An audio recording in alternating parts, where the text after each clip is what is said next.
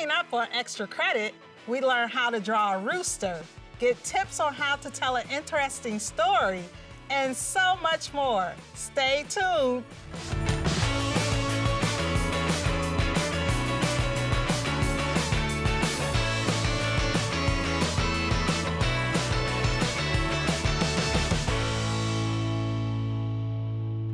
Hi, I'm Mrs. Pizzo, and I'm so glad you're here with us. Welcome to Extra Credit, where we meet interesting people, explore new ideas, and discover fun places together. Each episode will introduce you to people who use math, science, sports, and writing to make the world an interesting place. Today's theme is Our Stories. And guess what? I have someone I want you to meet. Hi friends, my name is Brionne and I'm so excited to be with you. Did you know each of us has our own story? We all have things that make us happy and things that present challenges. Today, we'll spend time hearing stories from many folks who've had different experiences throughout their life. I wonder, what's your story? We'll kick things off by hearing about the Diatribe, a group that helps kids tell their stories.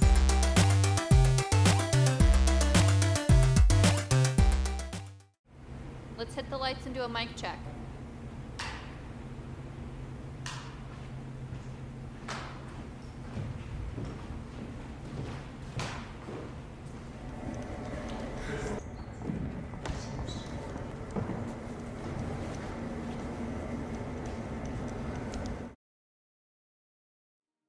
Growing up, I never felt safe with him around. I never felt like I was able to talk about who I truly was. And even when I grew up and became the person I wanted to be, everyone disappeared. But as I've come to know more people, I understand that everybody has things that weigh them down. For me, it was mental and physical abuse. Spiritual, verbal, and emotional abuse. Grieving the loss of my family and friends. Depression, bipolar, and anxiety disorder. Poor body image, self-loathing, and self-harm. Struggling to provide and care for ailing family. Not becoming a product of a violent past. Loving myself for who I am and not for what others want me to be. Carrying on the memories of my loved one. We all have struggles. We all share struggles. So let's come together and create a space. And empower each other to unpack it.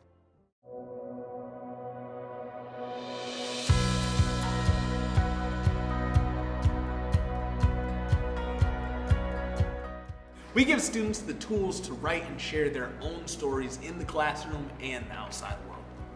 When you make a poem that you like, you get this really accomplishing feeling.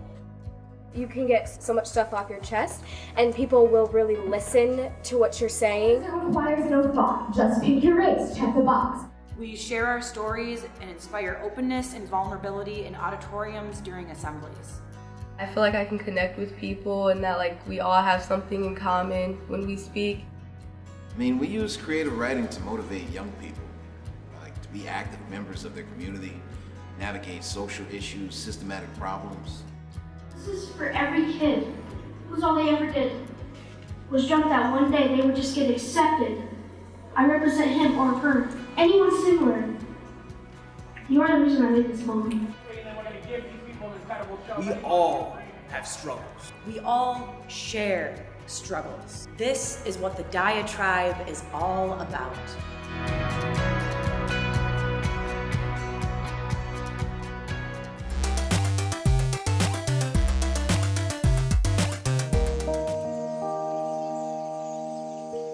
Enclosure of Trees here is one of the council areas that the Odawa had in Waganuxing. And each tree was purposely misshapen, and each chief would sit by their appropriate tree and hold council with all of their brethren and kin. Standing in this area is hollow ground. This is, to me, the equivalent of, Congressional Hall, or, these are where the government took place. This is where government was executed. I can point to other areas within the reservation and say that Odawa met here, met there, but this is still intact. This is still here. The trees are still growing, they're still alive. They, have those stories within them. They've seen the changes that the Odawa had to navigate to be here today. And just like the Odawa, they're still standing, we're still here, we're still in our homelands, we're going forward into the future, but it's good to know that these spots still exist so we don't get too far off track. We always know that we are Waganaksin Odawak, and these trees are reminders of who we are. And I think that's a really special piece of our identity, is being identified with things beyond yourself.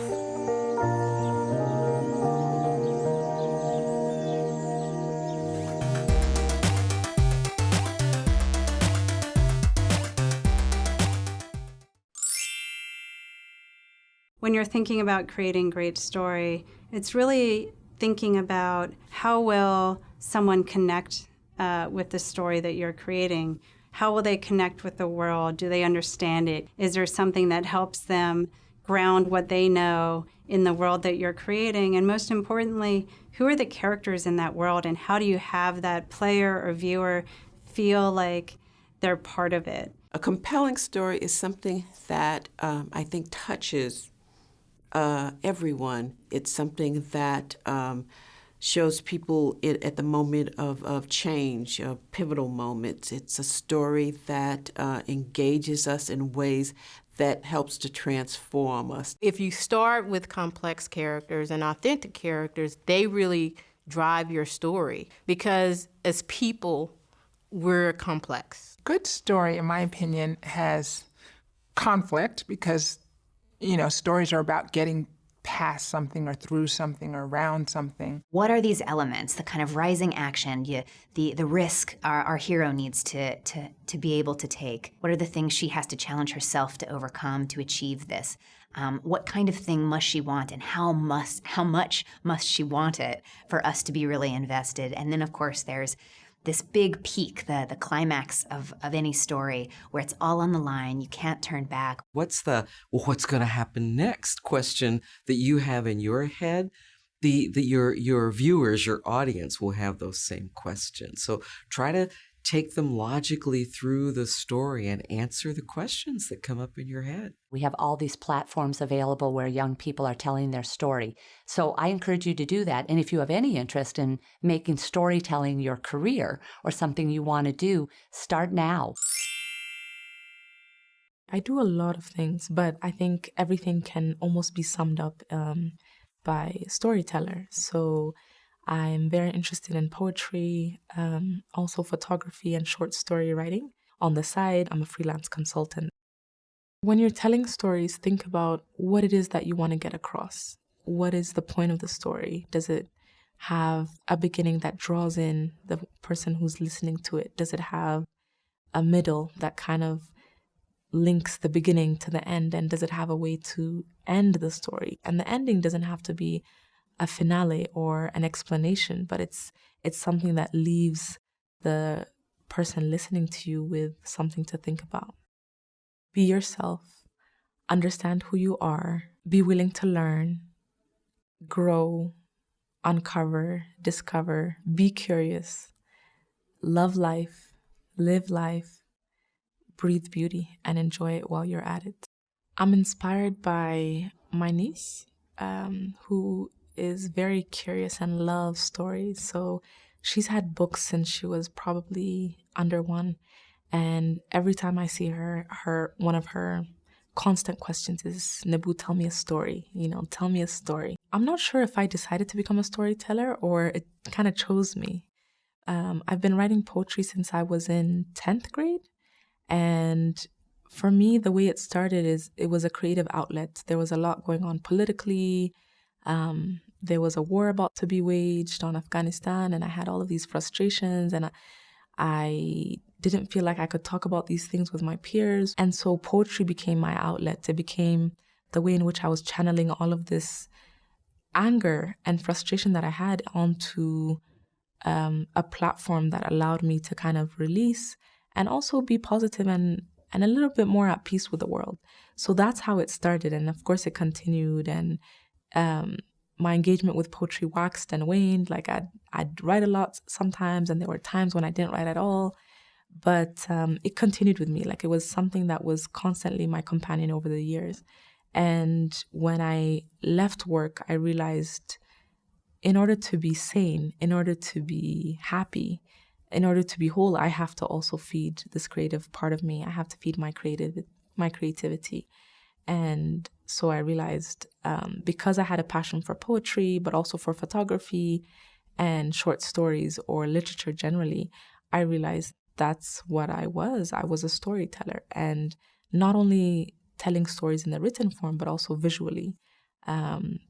So it was a realization that this is who I was, and this is who I'm growing into, and this is the kind of skill set that I want to work towards and build on and hone in on.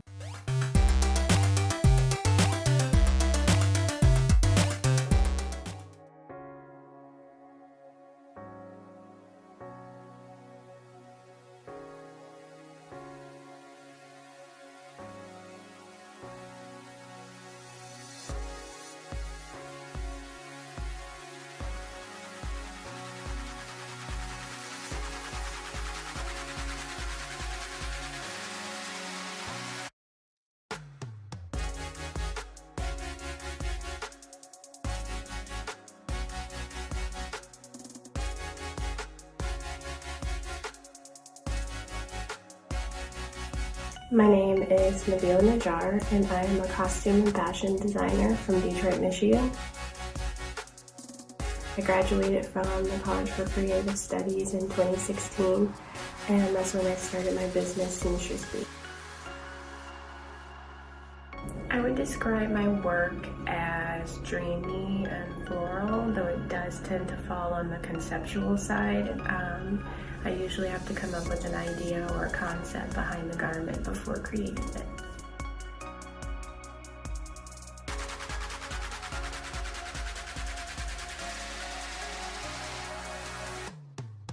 I was always a creative kid, but I would say when I was about 5, my dad taught me how to hand sew, and I started to try and make clothes for my Barbies, and that's when I knew I wanted to be a designer.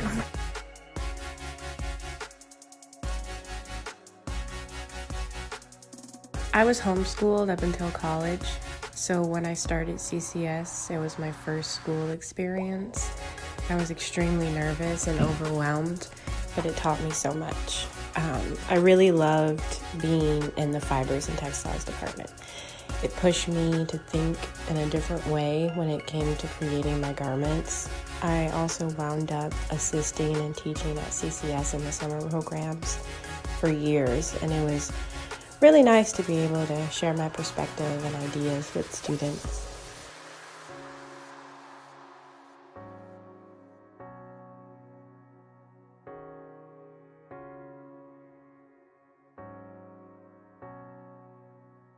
My biggest inspirations when creating my garments definitely comes from nature. The texture, shape, and color of flowers and plants always gives me ideas of new designs when sketching and sewing.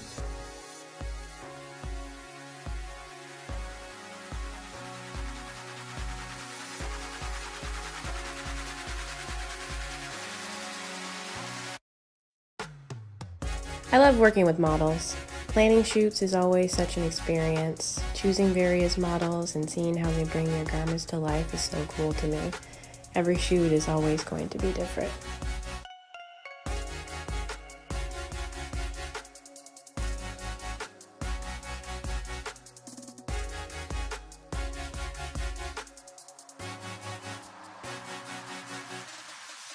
My favorite piece at the DIA is titled Hope and Faith Rondelle by John Lafarge. It's the 3-panel stained glass windows, and it's so beautiful. What I love about it is the colors and the style of the people portrayed in the piece. It kind of inspires the style of my garments a bit. But I would say one of my favorite memories at the DIA is being able to create the sculpture for Isabel and Ruben Toledo's Labor of Love exhibition. that was sponsored by the FJC.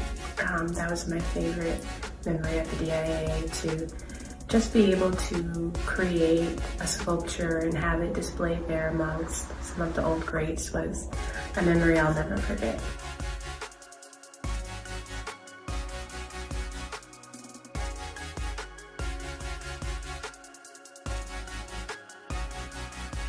So today I'll be showing you how I make my blouses. I usually start off with a concept and a sketch. And I'm gonna say, like, my work is pretty intuitive also, so even when I sketch sometimes, it may not always turn out exactly like what I have in mind.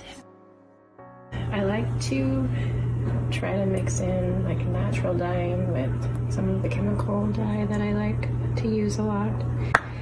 Coffee is always my favorite to work with because it kind of mellows the color out. So let's see what we can create. I know that I don't dye the traditional way, but in here there's a bit of the dusty orange and old rose, and then I'll put some the coffee.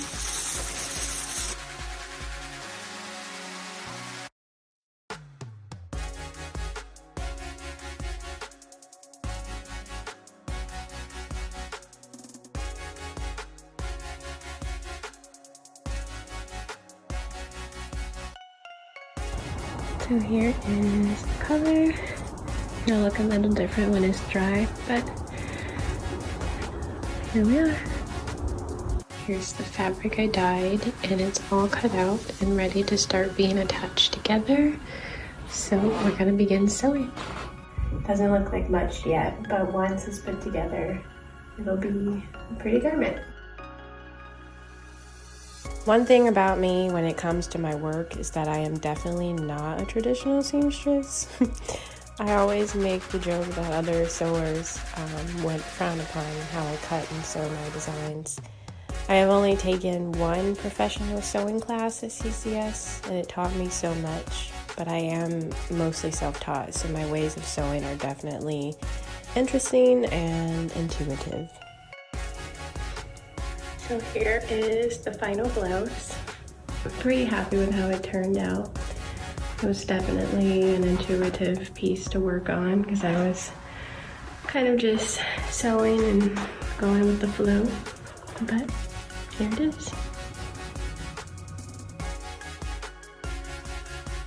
I feel like the fashion world is always changing. It can definitely be intimidating at times. Trying to get your name out there when there's so many huge name brand designers is a bit overwhelming. But I always think they started somewhere and got to where they are now, so that always pushes me to keep designing.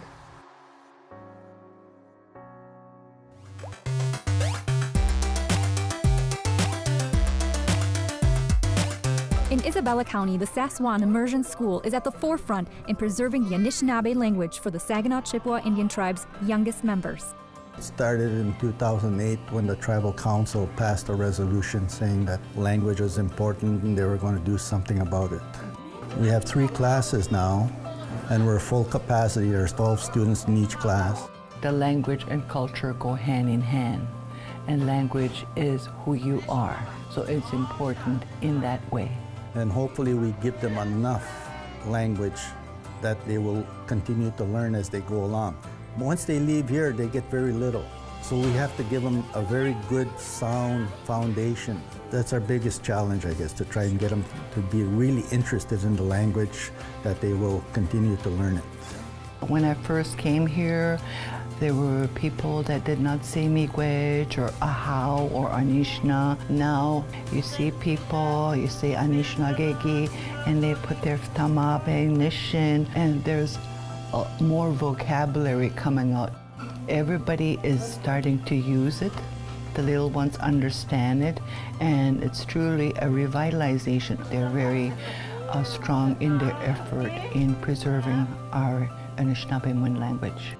To discover more stories about the history and culture of Michigan's indigenous people, visit WCMU.org. There's another member from the Dr. Bloch family empire demanding brilliant writing from us. Let's find out more about this week's challenge. which involves creating a how-to guide for an in-home vacation. I wonder what destination you have in mind.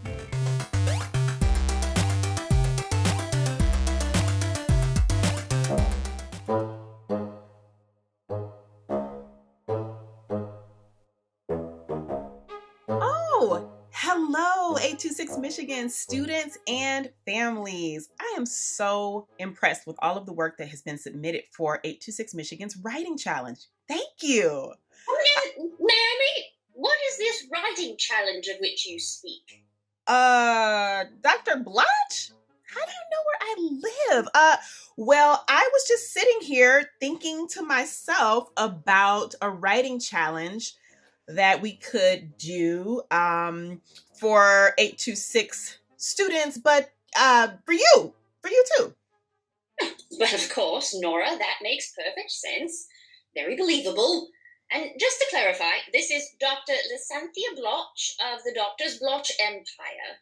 The previous Doctor's Blotch had nominated me to call you this week, Nora, because of my impeccable interpersonal skills and my superhuman ankle strength, which comes in handy more often than you think. I'm the sister-in-law of your beloved Liberty Street robot shop Blotch genius and overall great guy. Well, wonderful. Congratulations on those ankles. So anyway, Dr. Blotch, how are you? I mean, we're in quarantine. How are you keeping busy? Thank you for asking. I, unlike the other Blotches you've talked to so far, am loving social isolation, because there's no way for a single child to get near me, which is perfect, because you know how I feel about them. Gross. So, yes, it's been dandy on that front. But, Natasha, I have to say, I'm a world traveler, a regular jet setter, and staying at home is really damper on my vacation plans. I was supposed to go to Montego Bay, Jamaica in May, Narnia in June, Pluto in July, and everything's been cancelled. I'm quite sad, I must say. Oh, wow. That is quite a list of destinations, Dr. Blotch. Well, you know me. So, anyway, I was thinking, why isn't there a way to bring the travel experience into my home? An in-home vacation experience. That's what I need. A veritable how-to guide. Now, I'll need at least 100, maybe more, because who knows how long I'll be cooped up inside. Thank you. So you can get these to me by Thursday, right? You really are a dear, Nadia. Dr. Blotch, well, first it's Naima, and I'm sorry, what are you actually asking me to do? Solid question. I need a way to develop how-to guides for in-home vacations so that I can jet set without my jet. Do you see? I just don't think I can do this. It's just, especially not in that time frame. But maybe I could ask some 826 Michigan students to help. Yes. There may even be some items in my home that might help to enhance the experience. I've always thought uncooked couscous felt like the sands of a Florida beach. Or maybe a fan can create a summer breeze. Or perhaps there's a special tool, like a supersonic laser blaster, that fills the house with shooting stars. It's up to the writers. Just make sure it's good, would you? I'm really craving a trip unlike any other I've had. Well, I mean, I guess it sounds like a plan. But I'm just still a little confused about how we're supposed to write this. I mean, are we just supposed to write down, "You're in Paris"? Ta-da! Norma, do I have to explain everything? First, the writers will need to come up with a destination. Anywhere in the universe, beyond even. Then they'll need to set the scene. What does the place look, sound, taste, smell, and feel like? Next, they'll need to be creative and think about what I'll do during my luxurious vacation at home. Finally, you'll send me the guides and I'll be on vacation forever. And you're saying that this could be anywhere, like even like a Lake Michigan vacation, or a trip to the moon, or some enchanted forest that's made completely of cotton candy? Do I have it? Indubitably. Mm-hmm. I can't wait to learn how to bring a vacation into my home. Ta-ta! Oh my gosh. Writers, let's get to work.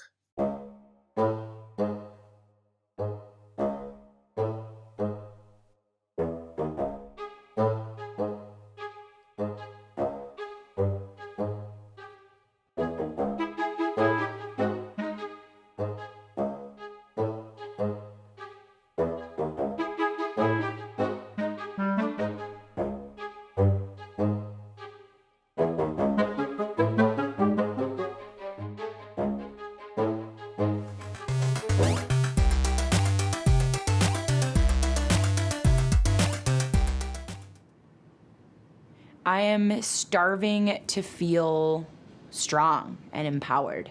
I'm starving to feel heard. I'm starving to feel whole. I'm starving to feel accomplished. I'm starving to feel solidarity and power. I am starving to feel enough. I'm starving to feel worthy of breathing some days.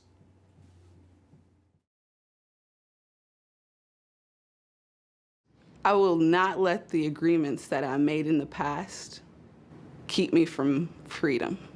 I will not let voices of despair keep me from fighting for a better world. I will not let my depression keep me from joy and excellence. I will not let failure keep me from trying. I will not let capitalism keep me from a joyful life.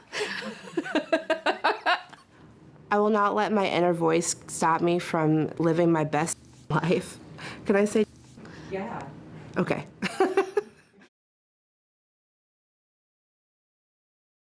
If I knew I could do anything, I would never let fear hold me back. If I knew I could do anything, I would run for office. If I knew I could do anything, I would bike around the world. And I think I would also speak on larger platforms.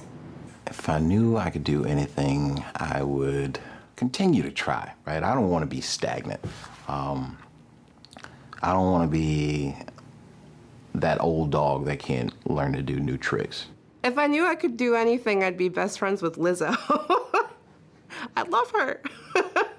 I know that I can do anything, so I will continue to move as if I can do everything. I'm somebody who definitely believes that we can do anything that we put our minds to if we work hard enough and we got the will to do it. Anything. My depression and my anxiety are struggles that can be isolating and very defeating, but I am resilient. My depression's a dumpster fire, but I'm an entire ocean. My past is a scuffed pair of shoes, but I am feeling fresh out the box. My gender dysphoria is a parasite, but I am a host who knows when to show someone the door. My mental health is a thunderstorm, but I am a ray of sunshine, and I will always come back out and rise every single day.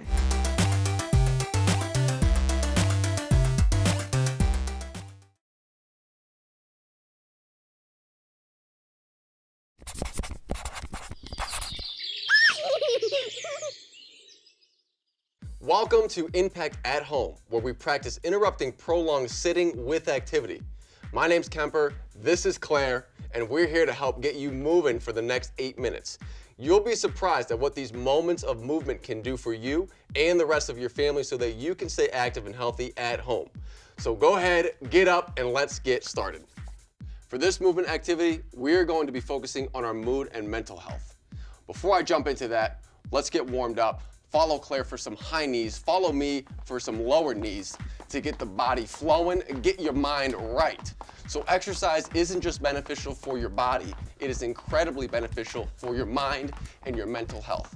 Endorphins are released after you exercise, which you'll notice at the end of this 8 minutes, okay?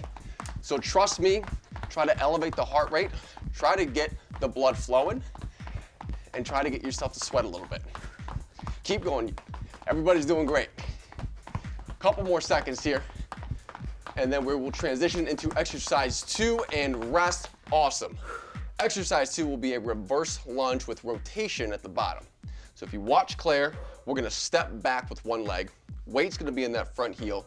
Claire's going to rotate over that knee, contracting the abs, working a lot of the lower body muscles. If you're with me, we're gonna take the rotation out and we're simply going to step back and then up. Again, making sure that knee is at or behind the toe and squeezing our glutes and hamstrings at the top. Trust me when I tell you, if you make this a daily routine or a semi-partial regulated habit, you will feel better at the end of your week, which could help in school, could help in relationships, could help in your self-esteem and confidence. Couple more here. Last one, big inhale, exhale, rest. We're going back to those knees. Again, continuing to get the heart rate up and blood flowing. Y'all are doing great. Stay with it. If you have more space than your living room, feel free to run around the house. Just don't leave us. Keep your TV on, okay? Almost there. Almost there. Couple more seconds. Again, we're landing softly. Abs are tight. Keep those arms pumping. Ready, and switch. Back to the lunge. Stepping back, up, squeezing your quads, squeezing your glutes, making sure your knee is staying at or behind your toe. You might notice your heart rate elevating relatively high right now, which is okay. That's normal. Keep up the good work. Try to push yourself here, okay? Notice when something's difficult. Notice the thoughts that are going on in your head. Are you enhancing your abilities to do it, or are you talking badly to yourself? Try to switch the tone in your mind when you're doing something challenging. A couple more seconds here. And last rep, give me one more, rest. Beautiful job.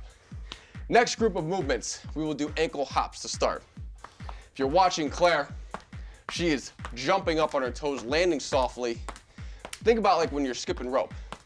Okay, this is working the calves pretty intensely. If it's too much, we're gonna take it to a standing calf raise with me. Just make sure your core is tight, you're taking your time on the way down, and you're cushioning the landing if you are jumping. Last thing we wanna do is get injured doing this, so just go at your own pace, do what you can. Y'all are doing great. Y'all are doing great. You can see my heart rate elevating right now. I'm getting a little fatigued. I'm there with you, I understand. Almost there. Couple more seconds. And rest right now. Switch to our next movement. This is going to be a modified Sphinx push-up. Don't ask me why it's called a Sphinx. I do not know. But from here, Claire's gonna get onto her hands and knees. Elbows are in close. She's going to extend her elbow up, squeezing her tricep, which is the back of the arm, and then slowly lowering down. If that is too difficult for you, we're gonna take it into a modified push-up. So we'll be on our knees here, hands about shoulder width apart. We're gonna sink our chest down, and then come all the way back up. Big inhale on the way down, exhale on the way back up. Great. Take your time. Take your time. Slow on the way down. Try to come up forcefully on the way up. We have one more rep here, and rest. Switch. Our next movement, we're going back to our ankle hops. If you're with me, we're going back to calf raises. Now, you're probably sweating a little bit. You're probably sweating. Am I right, Claire? Mm-hmm. Claire's sweating a little bit. I'm sweating too. We're with you on this. We're almost there. We're over halfway with this routine today. Whew. We have about 5 seconds left before we get back into our push-ups. 3, 2, and 1. Back down to our push-ups. Last time with this, everybody. Y'all are strong right now, and I will tell you, if you continue to speak to yourself in a positive manner, you will start believing it. And when you start believing it, your actions are gonna change. And when your actions change, that's how you change your whole world okay? So take your time. Good. Good, everything's tight, core is tight. Couple more reps left. Last one here. And rest. Awesome, awesome, awesome. Get water if you need to, but watch this last sequence of movements.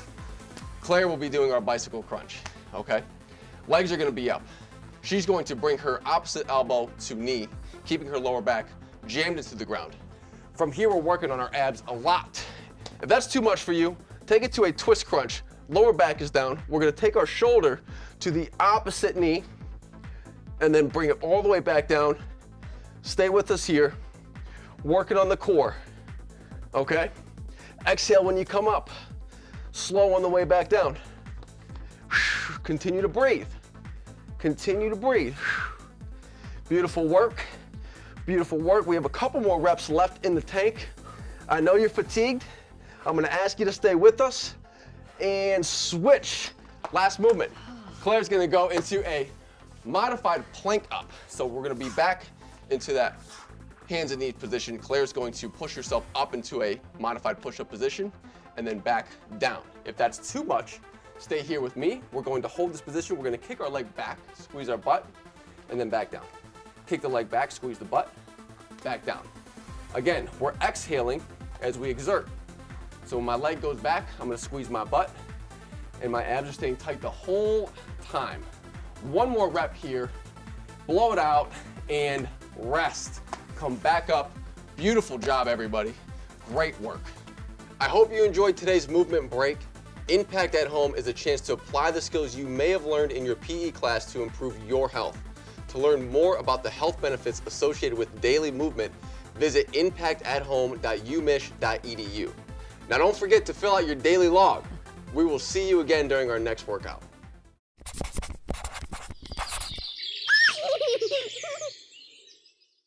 Support for this program is provided by the Michigan Public Health Institute and the Michigan Department of Health and Human Services. Hey mathematicians, are you ready for our daily math challenge? Today we meet Mr. Lineberger, who's going to help us rock in math with volume. What is volume anyway? We get to find out as we think about how volume can help us pack a car for a family trip.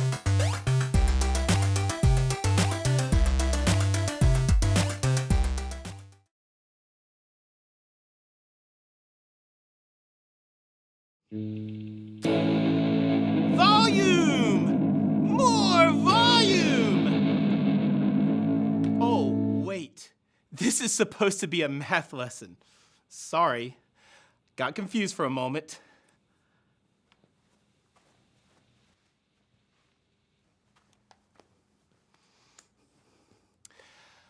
Okay, I'm back. I'm Mr. Lineberger, and today, instead of talking about rock and roll, we're gonna be talking about rockin' math. So let's look at a different type of volume. Volume, when we're in math mode, means the amount of space that something occupies, or the amount of space it contains. What's the volume of this container? In other words, how much does this container hold? That's right, 1 gallon. A gallon is a unit of volume, but we can be more specific than that. A gallon is defined as 231 cubic inches. What in the world is a cubic inch? Imagine an inch.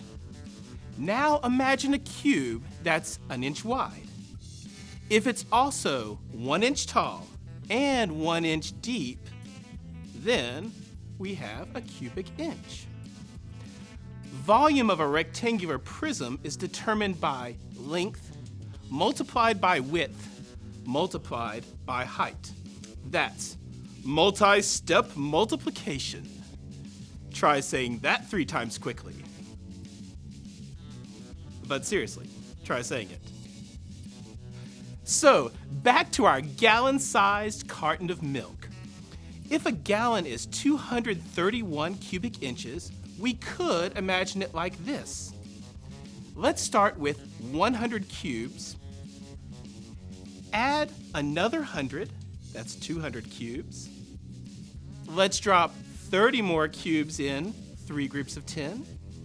And a final cube to make 200 plus 30 plus 1, or 231. Throw all those in a gallon milk carton and it would be perfectly filled. Let's try another example. This one is probably even easier. I wonder, what is the volume of this cube? Well, let's first imagine that each of these smaller cubes is 1 centimeter wide, tall, and deep. That means the volume of one of the small cubes is 1 cubic centimeter. If that's the volume of 1 cube, we know that a side is made up of 1, 2, 3, 4, 5, 6, 7, 8, 9. 9 cubes. 9 multiplied by 1 is 9. So one side is 9 cubic centimeters. When we look at the cube this way, we can see that one side is really one of 3 layers of the cube. If one layer is 9 cubic centimeters, and there are 3 layers, then the overall volume is 9 multiplied by 3. The volume is 27 cubic centimeters. Let me demonstrate that for you in another way. Imagine these base 10 blocks are a cubic centimeter in volume. I'll take 4 and make a row. There. Then I'll add more blocks until I have 4 rows. Like so.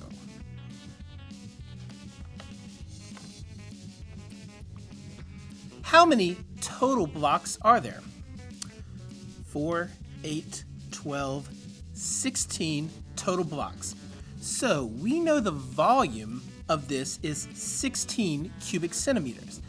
Now, if we were to add another layer on top, we would have 2 layers, each with a volume of 16 cubic centimeters.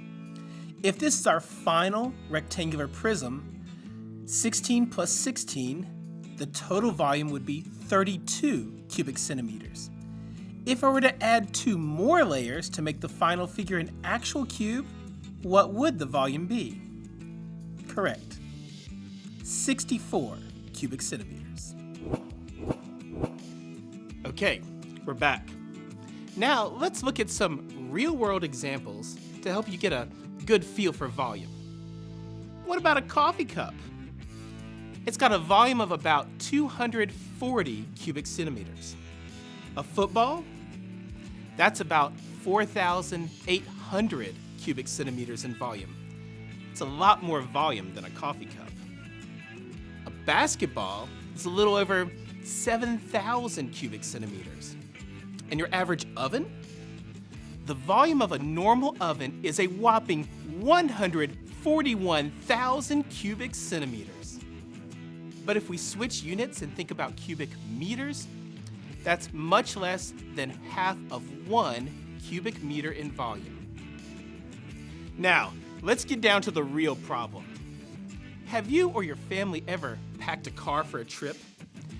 Usually everyone gets all their bags together and you just hope that they all fit. Then you load them in the trunk and any that didn't fit, well, in my family, that means someone gets to carry a suitcase on their lap. But what if we knew the volume of each bag and the total volume of the trunk, the amount it can contain? If we knew that, we'd be able to make a reasonable estimate to determine if our bags will fit in the trunk or if someone is going to have to share their seat with luggage. The power of math. When I go for my audition for Math Metal, I want to bring all my guitars, but I'm not sure that they will all fit in the trunk of my car. I want to use some math to help me know how much space my guitars will take. All my guitar cases are the same shape. I like these cool rectangular cases because they're easy to stack. My cases are 5 inches high by 40 inches long and 15 inches wide. I have 6 guitars to take with me. Let's figure out how much space those guitars are going to take. You see, solving a volume problem is a lot like figuring out the area. Really, we can start with area. Let's use some multiplication to determine the area of one side of the case. It's 40 inches long by 15 inches wide. How could we represent that? One way would be to think of 40 as 4 groups of 10. I can do 10 times 15 in my head. 15 tens is 150. If I have 4 groups like that, I just have to add 150 4 times. So 150 plus 150, that's 300, plus 150, that's 450, plus 150, that's 600. The area of one side of the case is 600 square inches. Now, I can think of volume. If I made my entire case out of cubic inches, I'd have 600 cubes to make up one layer. I also know that my case is 5 inches tall, so I have 5 layers. I just need to multiply 600 by 5. 5 groups of 600 would be the same as 600 plus 600 plus 600 plus 600 plus 600. I'll give you a minute to figure that one out.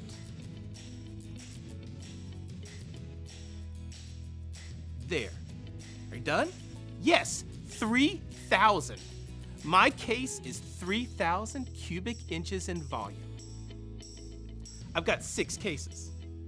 3,000 cubic inches 6 times. That's a big number.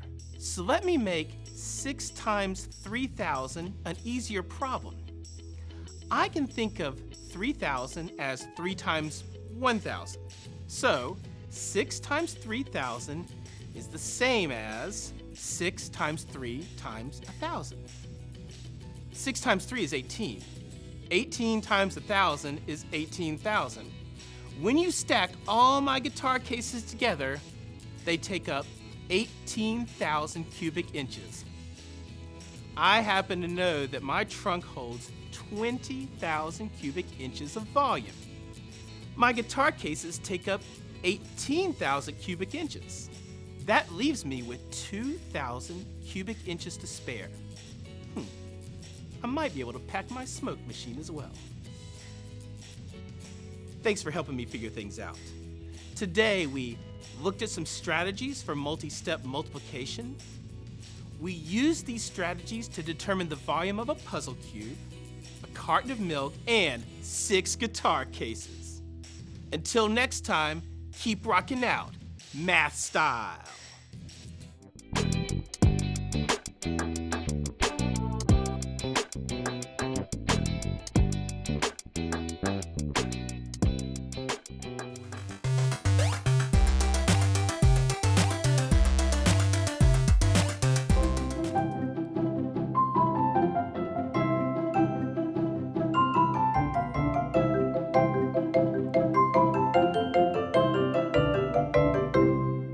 Hi, I'm Joe Wose. This is Cartoon Academy. Thanks for tuning in.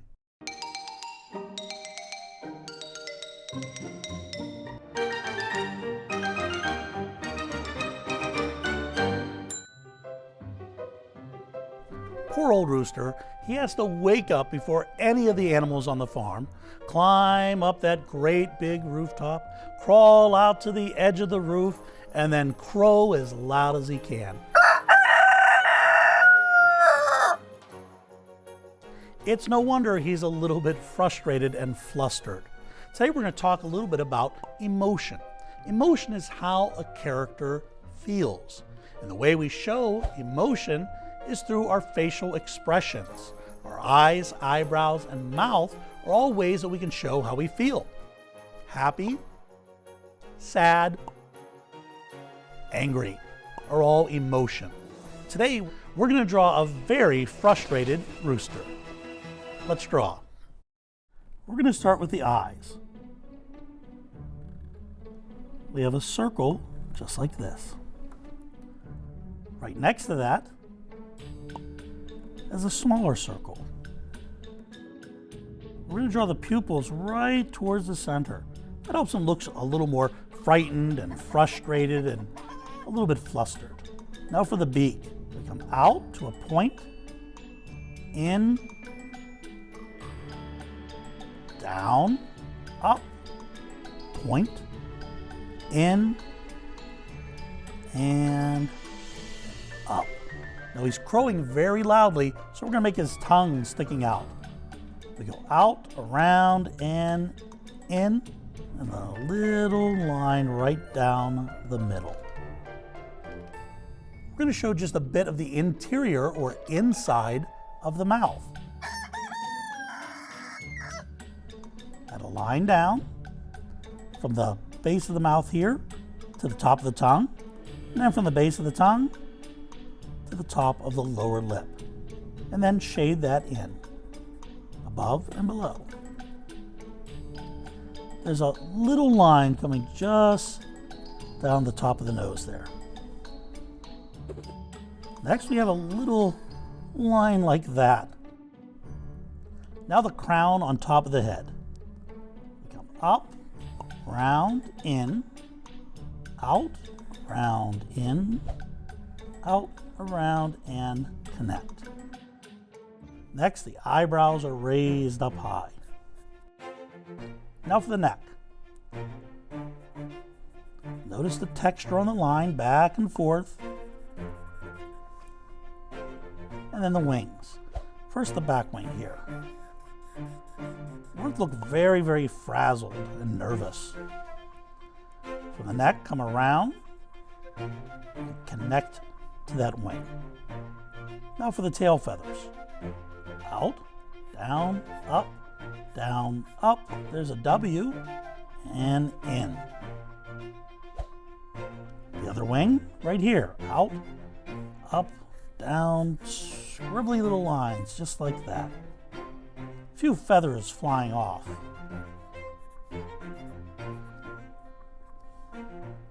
Now for the legs. One line down, two lines down. One line down, two lines down. Feet, letter C, out, down, up. Other toe right next to it, down and in. The other foot, around and in, out, down, up.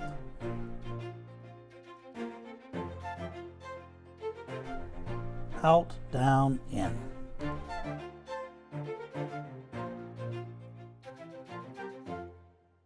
We're going to make him up on the rooftop. So we just have a line coming down, and then a line across.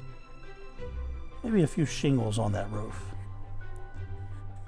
Could be on top of a chicken coop. Two lines on the stomach, maybe a few more feathers flying off. He has to wake up very early in the morning when the sun first comes up. So we're going to draw the sun. We've been drawing the sun the same way for over 10,000 years. It appears in cave paintings and it appears in our drawings today. It's just a simple circle and a few lines like that. Simple and effective. That's the sun. There is your rooster. Sign your name. Take pride in your work. We've had a lot of fun today, but now it's time to draw to a close. See you next time.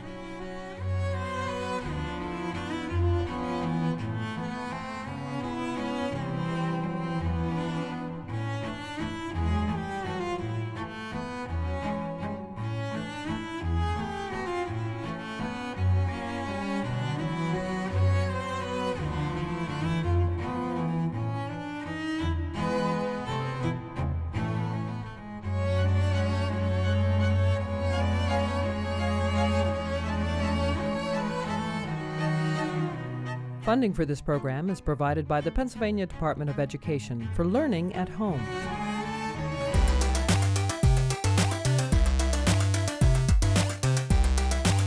365, I write rhymes. 365, I craft lines. It could be on page or in mind, words used to capture moments in time. A sucker for words, a poetry nerd.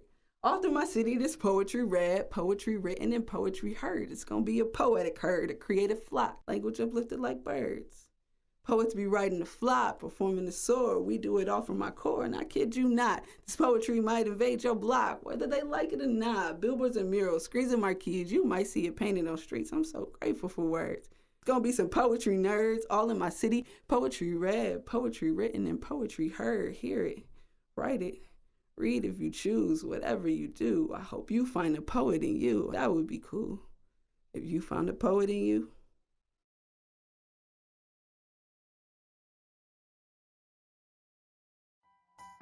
I learned so much today. I enjoyed meeting so many different people and learning about some of the things that make us different and also the same. What's your story?